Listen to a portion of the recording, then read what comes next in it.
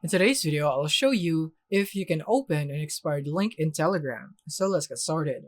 So now here we are in Telegram, and I have some links in here that are actually already expired. As you can see, it is from 2023, so that is 2 years ago. And when I tap on it, it is expired, so it is not opening anymore. So if you have links like this, the simple answer is that it is expired, so it will not work anymore no matter what you do, because it is simply expired. So you don't have to search, wasting your time and then searching for a way for you to get this link working, because it will not work anymore as long as it's expired.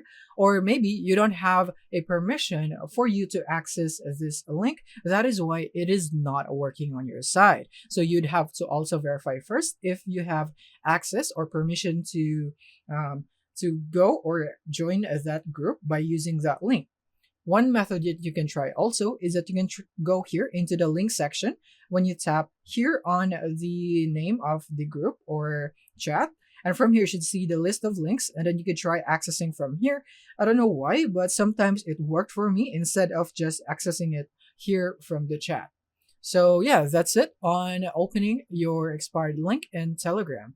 I hope this video has been helpful. Thank you for watching.